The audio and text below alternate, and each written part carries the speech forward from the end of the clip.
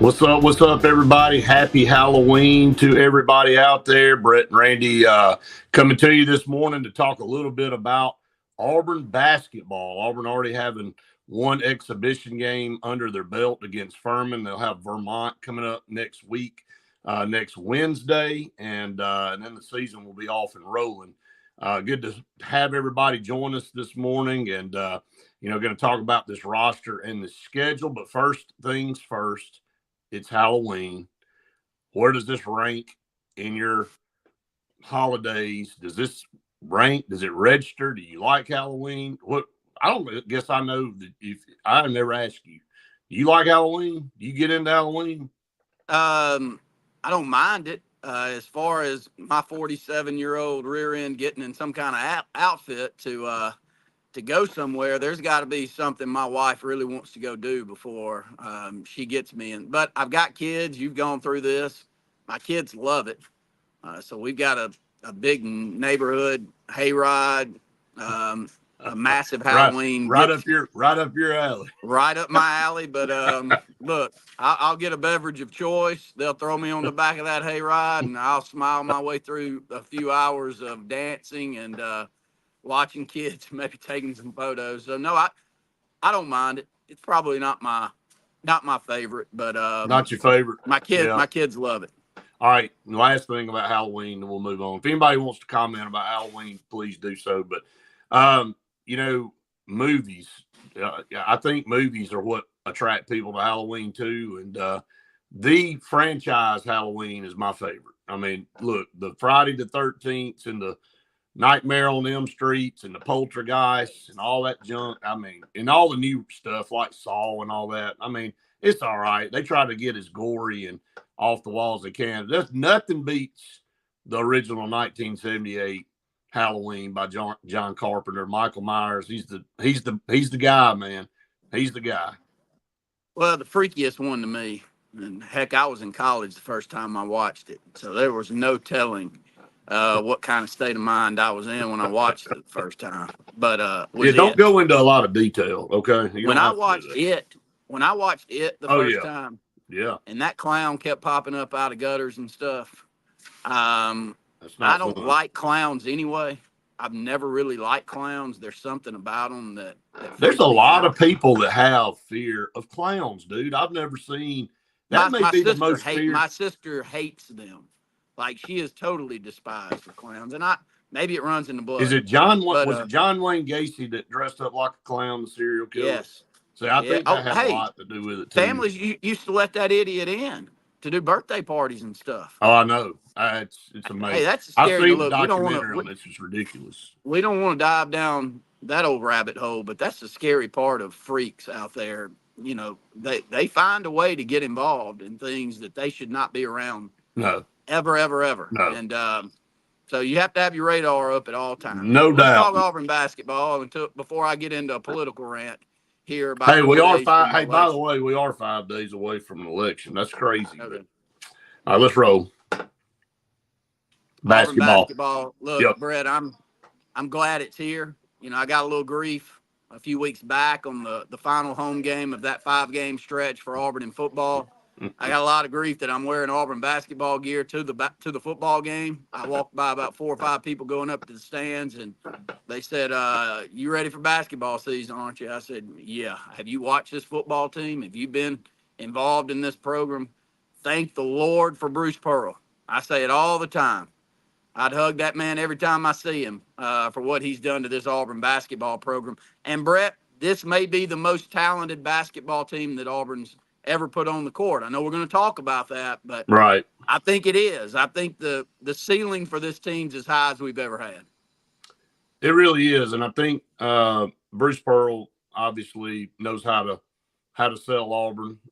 We've heard him talk about Auburn recruiting and the needs and the battle it is with NIL, and we've heard multiple speeches by him, but and he talks about where Auburn ranks. You know, Auburn's about mid-tier when it comes to the NIL money in basketball, and he makes no bones about it. He said, look, you know, we got to up what we're doing to stay in the hunt. But he goes out and gets outstanding players every year. And, you know, I think a lot of it you interview players and talk to players, and NIL is a big deal, but they also want to go to a program where they feel like they can win something, not just go grab a big sum of money and be on a team that's not going to compete. Auburn's built a culture. They've got a facility that is second to nobody here in the country as far as atmosphere. It's a tough place to play. They're a perennial 25-game plus winning program a year now. That's what Bruce Pearl has established over the last several years. So why wouldn't you want to come here if you have the opportunity to play? And he's proven that he can put you in the pros. I mean, Auburn's had a plethora in the last 3 or 4 years of guys go on to the NBA and are successful. Not just go to the NBA, but they're contributing. Their own teams are starting. And so there's a lot that goes into it more than NIL, but NIL is a big deal, and you got to keep a substantial war chest to be able to go out and get some of these players. But, Auburn was able to do that. They were able to go out, the freshmen coming in and Pettiford and Ja'Kai Howard are really electric. I know everybody's excited about watching those guys, but going out and getting guys like JP Pegues, that's a big piece. Also going out and getting Miles Kelly from Georgia Tech was huge. Adding those kind of guys to your roster and then looking at the depth and what you brought back and Janai Broome and Chaney Johnson and Denver Jones and Dylan Cardwell, and I can just go on down the list. Chad Baker-Mazar, who we somehow seem to always talk about 5th or 6th down the line, who's a preseason All-American. I think those all coupled together and looking at 10 seniors, which is unheard of, that sets this team up to be in great shape to make a deep run in the postseason, Randy. And I sent you a link this morning where several prognosticators, several, not just 1 or 2, but several have Auburn going to the Final Four this year, and it's not a stretch. No, I think it's not. I think they potentially got the player of the year in the country in Janai Broome. His numbers when he leaves Auburn is going to be right up there, if not the top in Auburn history. The good thing about college basketball this year are some of those big guys that we saw playing in the post in that NCAA run, they're gone.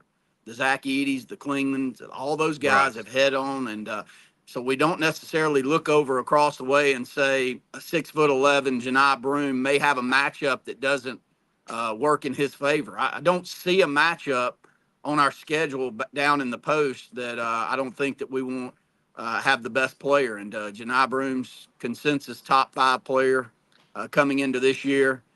We've got some guys that know how to play big roles down low, but let's start at the guard. I still think the X factor this year is going to be those guards.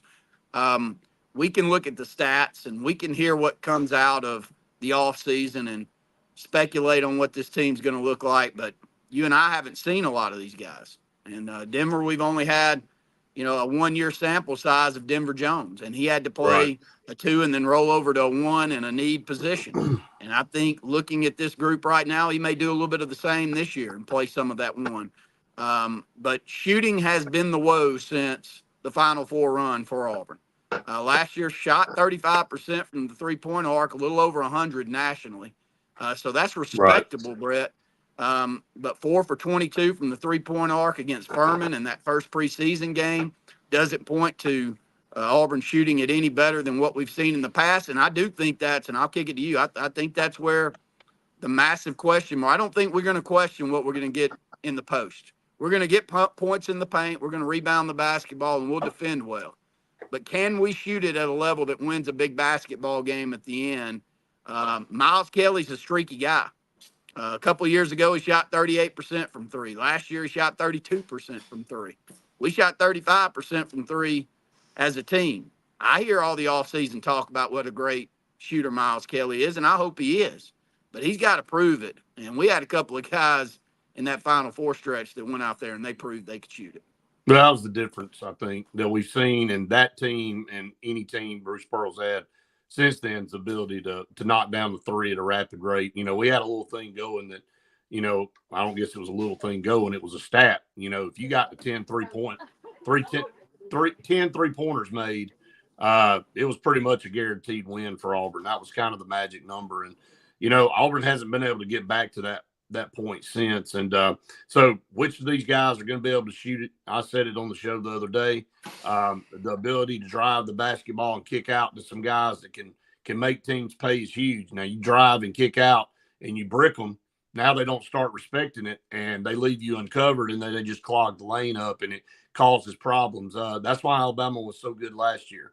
Mark Sears kind of stirred the drink for them, but a lot of times it was him distributing the basketball, not him just scoring and kicking it out to the guys like Reitzel and Nelson and some of those guys that were able to knock down threes. And when you got that weapon, it makes you pretty unstoppable when you're on from outside. So Auburn was up and down last year. Again, we'll see which guards step up. I like Denver Jones. He looked like he started to fill the role that we all thought he was going to fill early in the year. He started coming on late in the season. The Auburn's basketball team got better last year as the year went on, and I think they peaked obviously in the SEC tournament and win the SEC tournament championship in Nashville.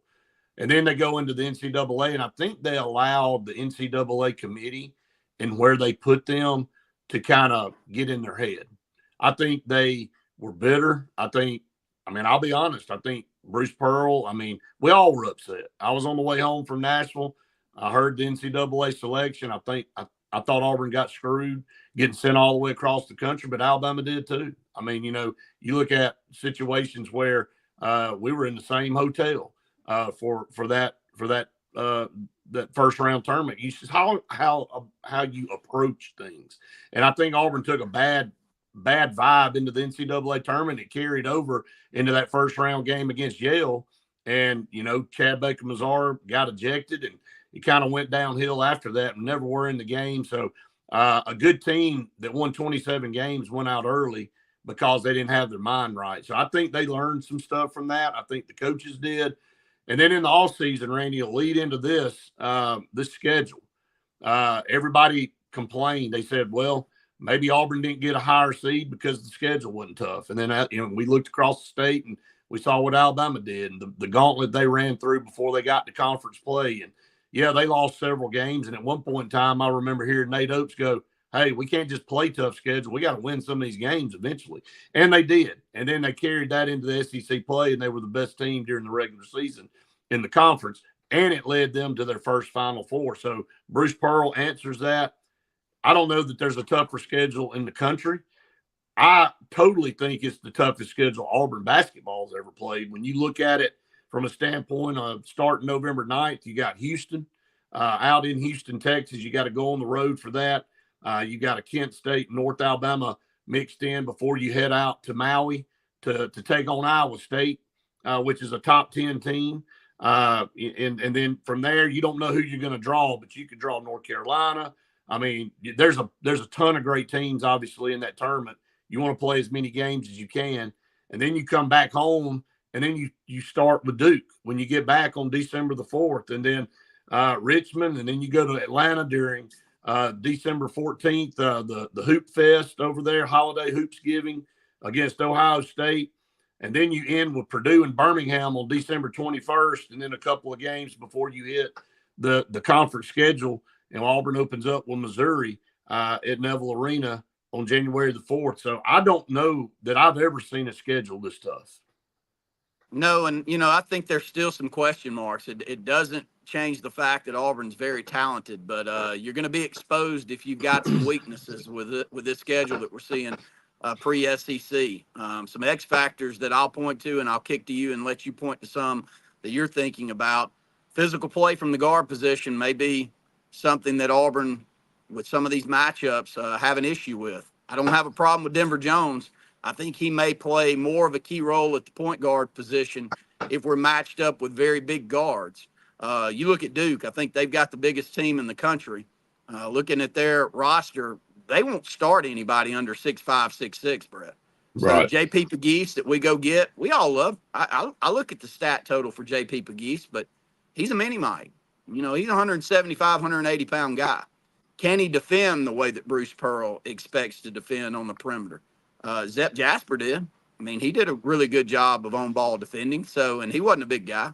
So you don't necessarily have to be big and strong to play physical basketball, but I do think it's something that I'm watching. I don't know enough about Pettiford until we get into big game play. I've seen enough of his film, even back to his AAU days, to make me very happy we got him. But I was very happy to get, I'm not even going to say his name, last year. And he's over at Alabama now. And Yeah, I think he's shooting the ball, from what I've seen at Alabama, the same way he did for us. that's right. So can we get better play at the guard? I think we're going to be really, really good in the post. I don't think anybody questions that. But two of the other X factors, and everybody knows this, Chaney Johnson at the 4. If Chaney Johnson doesn't have an outstanding year at the 4, how do we offset that play there? That's a big X factor, because I don't think we got a lot of depth when it comes to the 4. We could roll Janai over there and play Dillon Well, and go big. You could do Chad Baker-Mazar and roll him down and play small with those two centers playing. So, that's something that could happen. But Chad Baker-Mazar also, I think he is the X factor. If his play gets better than it was last year, this team could be really, really good. So that's just some things that I don't know answers to rolling into the season. But Denver Jones scored double digits 7 out of the 8 final SEC games last year. If he averages 12 to 14 points per game and shoots it from the perimeter the way that we think he can, Brett, this can be an exceptional team.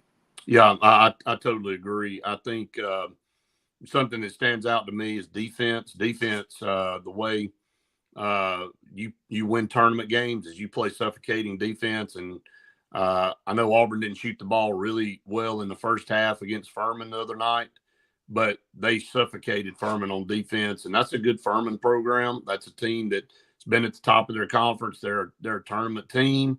To go over there and beat them by 20 and only allow 62 points, I thought was impressive. I think that's what you're going to see out of Auburn, is they're going to continue to play relentless defense and cause teams problems and really get after you full court. And that's Bruce Pearl's style. And so that's one thing that I think stands out. I mean, obviously you're going to have to shoot the ball, but I think the schedule, I'm not scared of the schedule. I think you said, the schedule is going to expose some deficiencies. I think that's a good thing. If they're there. I think everybody's got deficiencies. I mean, this team's going to have some deficiencies. This is not a perfect team. I mean, even though it's a great roster, I think we still have some questions to be answered. And I think Bruce Pearl even said it after a few practices. He said, we got to be better than what we're showing right now. So you can't listen to the hype. And that kind of leads me into where is this team and what is it ranked? I mean, if you look at where Auburn came into the season or comes into the season, number 2 in the SEC behind Alabama. And Alabama earned that spot. They went to the Final Four last year. They returned a lot of guys, and they beefed up their roster. They added, some key pieces. I won't go into that on this particular show, but, you've got Alabama and Auburn, and they really have been the best 2 teams in the league for the last 5 years. I mean, let's just be honest about it. With Tennessee coming in at 3, they earned their spot there, but I think that's correct. I really think that's the rank and file based off last year. Then Arkansas gets vaulted up. I don't know if you saw the results of them playing Kansas the other night. Good Lord, man. They just annihilated Kansas. Arkansas is going to be a force. And John Calipari brought some guys over from Kentucky with him. He recruited well. They're going to be tough. Texas A&M comes in at 5, Florida 6, Texas 7, Kentucky all the way down at 8. When was the last time you saw Kentucky come in preseason not even in the top 5 in the conference? Maybe never.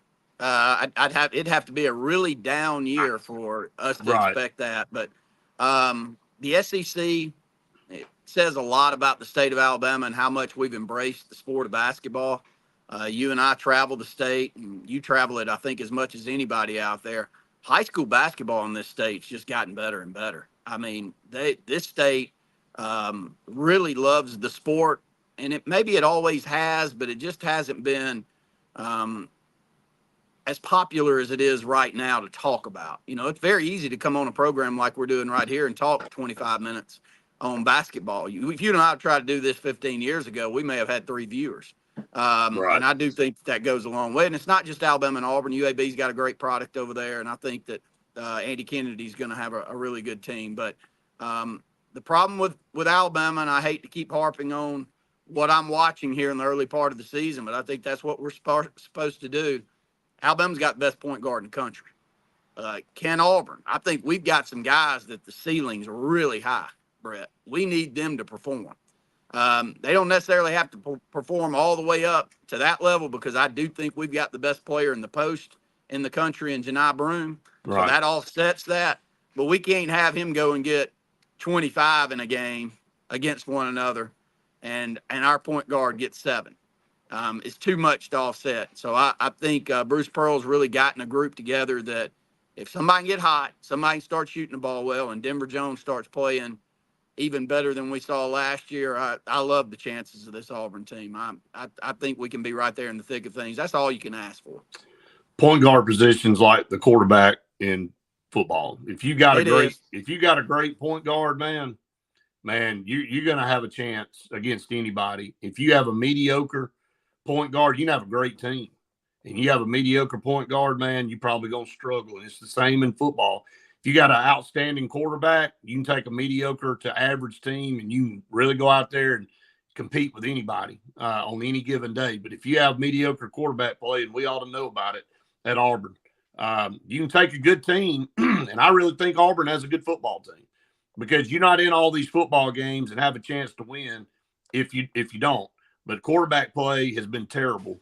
And so you look at the record, and Auburn's 3-5. So it kind of goes hand in hand. Glenn said SEC versus ACC matchups will be great. I agree. Auburn pulls Duke. Alabama pulls North Carolina. I mean, look, that shows you where the status quo is here in the SEC. When you pick, I mean, they're picking the best 2 teams perennial in the ACC to go against the best 2 teams right now in the SEC.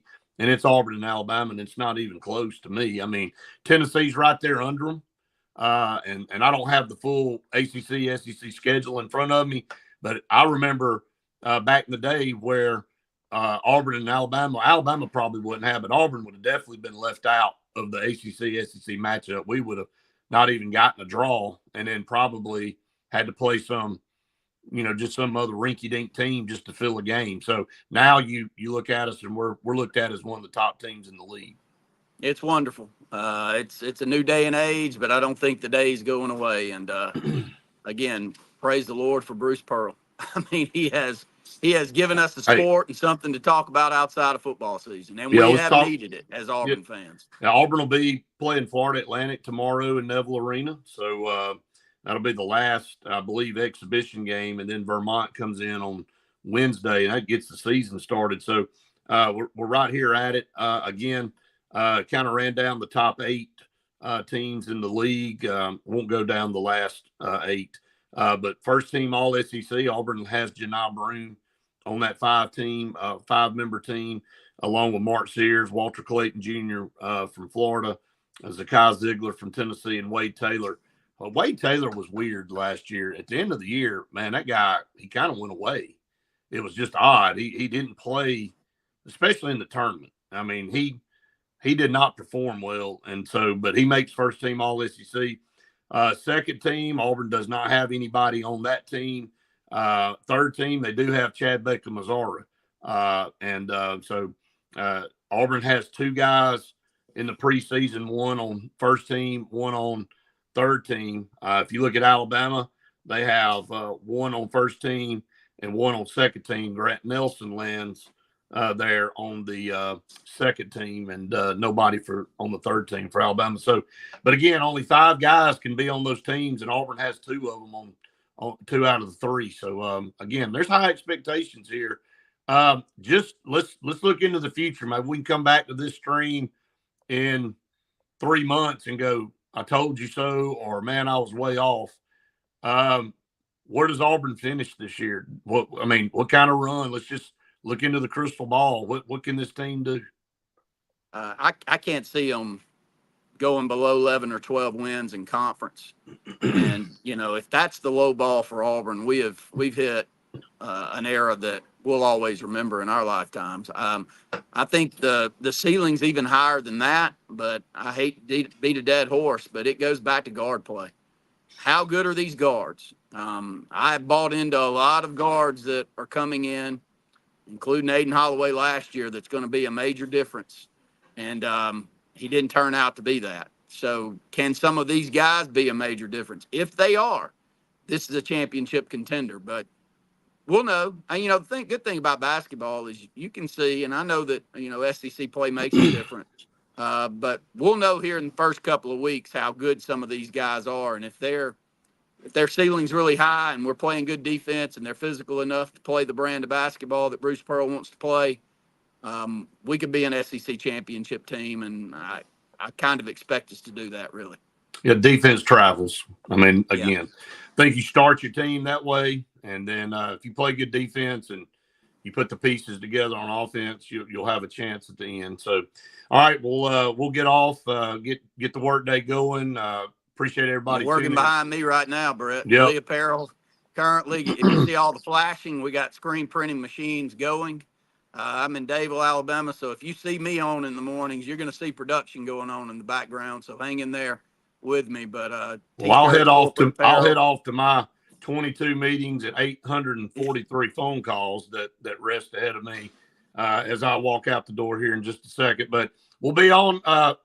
You and I won't be, but Andy and Jim will be on at noon with Auburn Blitz again, each and every day, noon to 1. And you and I'll be back on Friday, on tomorrow. It's already the end Brett, of the week. I do want to say out there, we've got some really good news with Lee Marketing Group over in the Auburn market. We're hoping to come here in the next couple of weeks, so stay tuned. But until then, no matter where you are in the state of Alabama or Georgia, if you need signs installed, you need screen printing, embroidery on corporate apparel, customized apparel, promotional products, give us a call here in Dadeville, 256-825-0197.